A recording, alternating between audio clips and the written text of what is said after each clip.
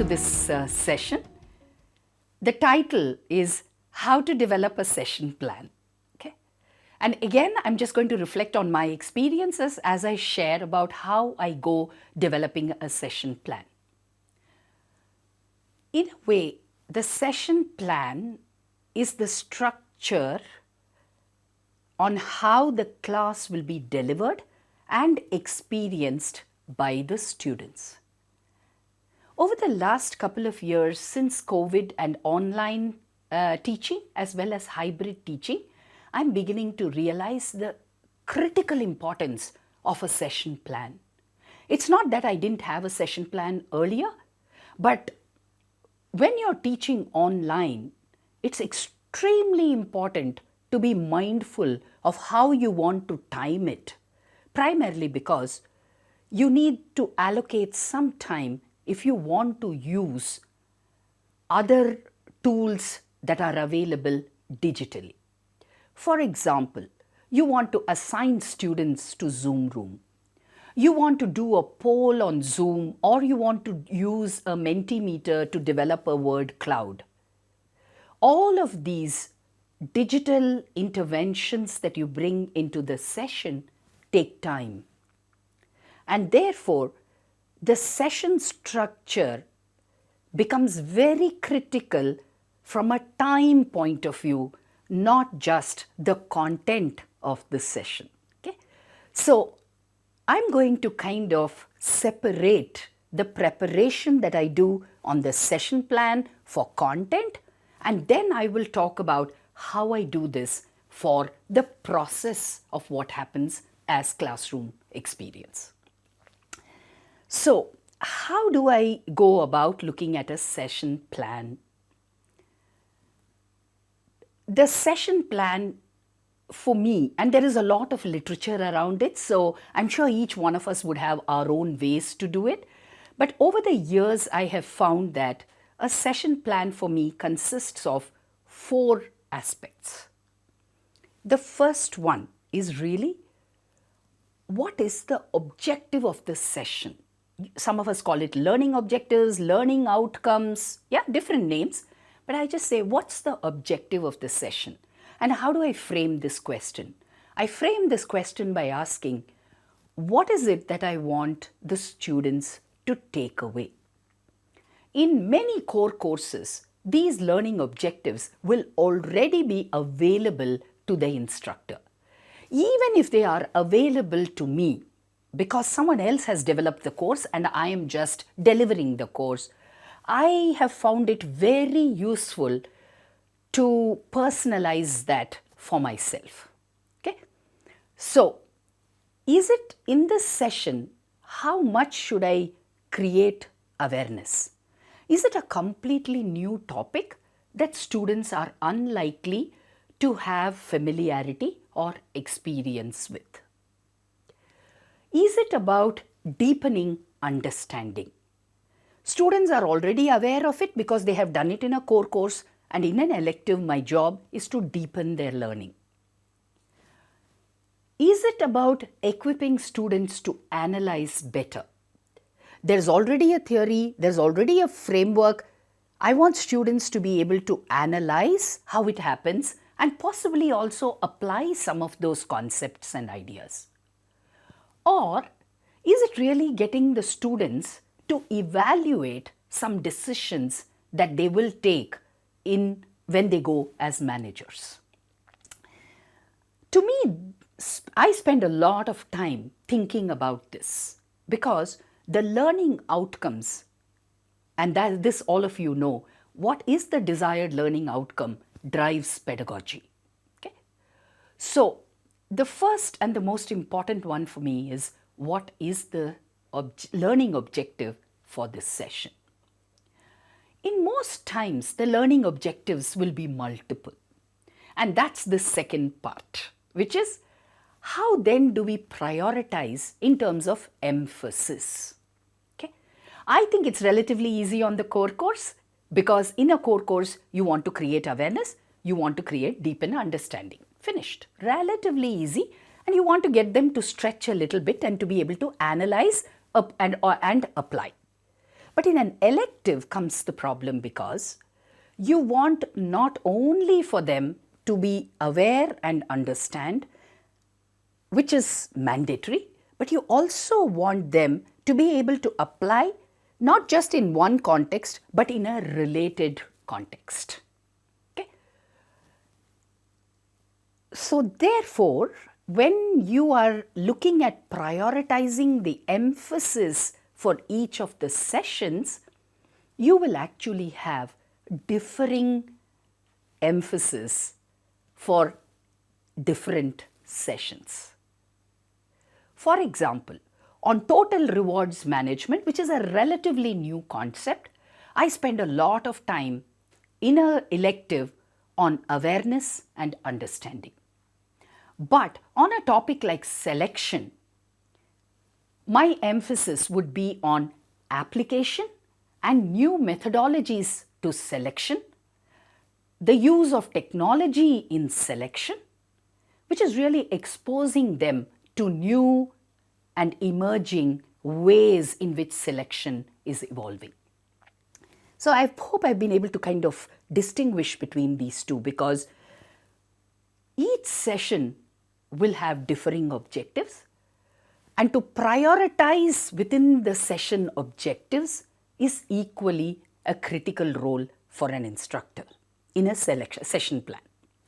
The third aspect of the session plan from a content perspective is, what is the learning material that I should provide? Is it to familiarize the students so that awareness and understanding is taken care of by the reading? Is it to assess the extent to which they can apply? Then in which case I have to make sure that I have provided the reading material, but I also create opportunities in the class to be able to test out how much they have read the material and have come prepared to class.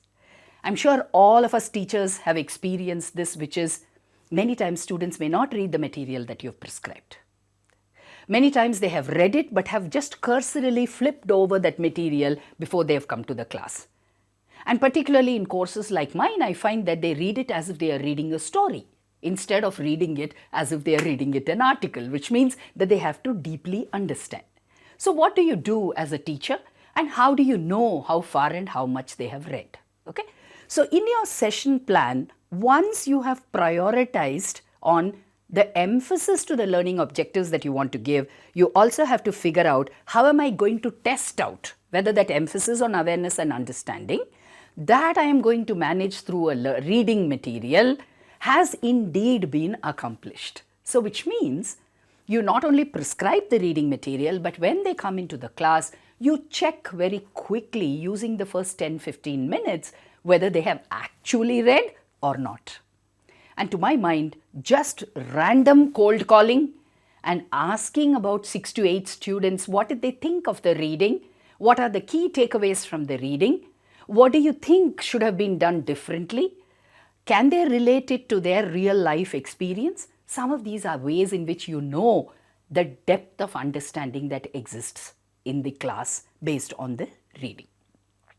One thing to watch out for, don't call out to the students who always raise their hands. Okay?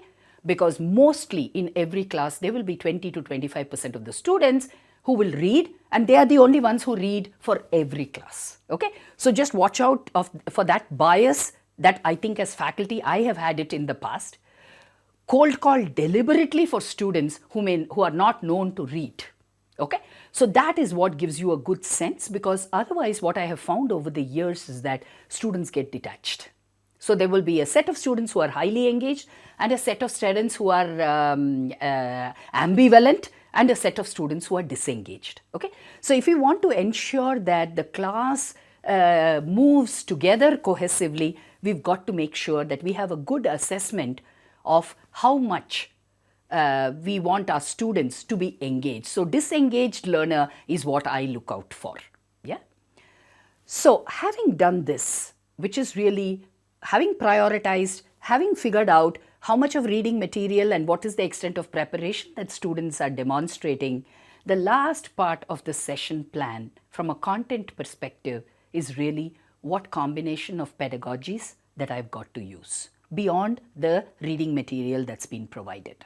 Okay. Should I use a case? Should I use an exercise? Should I use group work? Should I call out individuals? What do I need to do? Okay.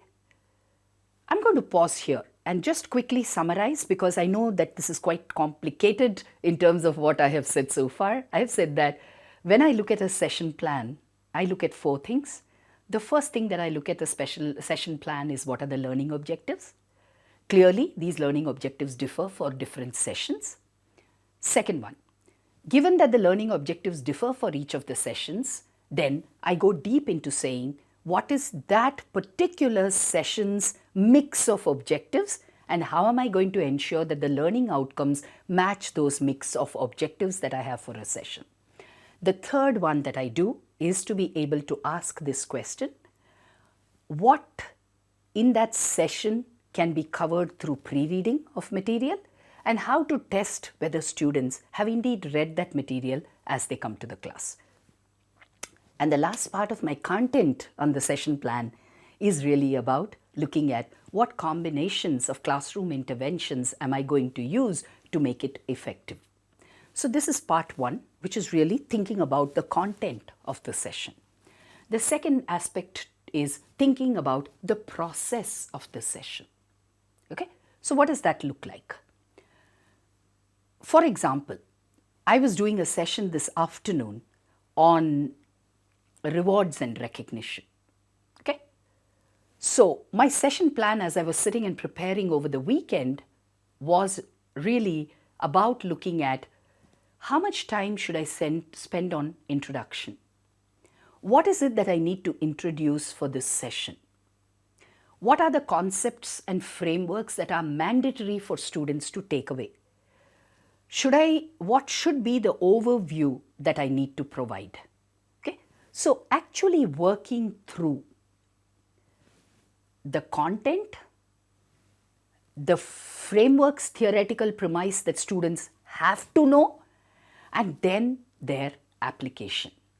Of course, I also think about what anecdotes and case studies can I bring to the class, what experiential exercises and what is the kind of time that I need to allocate for them, and what are the outcomes of those exercises. Okay. Again, here is a session plan that I had for this afternoon session, and I hope you can see what I discussed just now in terms of the content and the process that go hand in hand in a session plan. The process is really how much time am I going to spend on it? How much time am I going to spend on introduction? How much time am I going to spend on elaborating on a concept?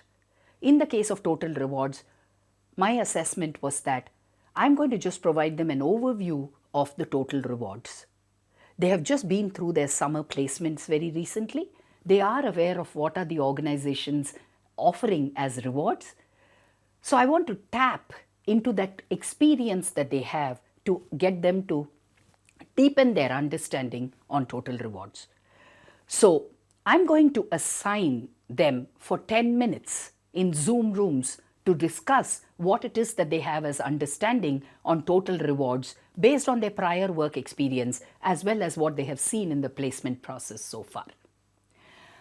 So from a session plan perspective, 5 minutes for introduction and recap from the previous session, 10 minutes or so to be able to set the context for total rewards and why is it important. Another 10 minutes in terms of breakout rooms, discussion. Another 15 to 20 minutes in terms of debrief. This broadly works out to about 40 to 45 minutes, which is the first half of the session. In the second half of the session, 45 minutes, which is the 90-minute session that I'm doing, the focus is on application of the total rewards understanding in terms of a case. So I give the students about 30 minutes, cold call them, discuss the case, and the last 15 minutes is really wrapping up on key ideas. So, what's the message that I leave for you?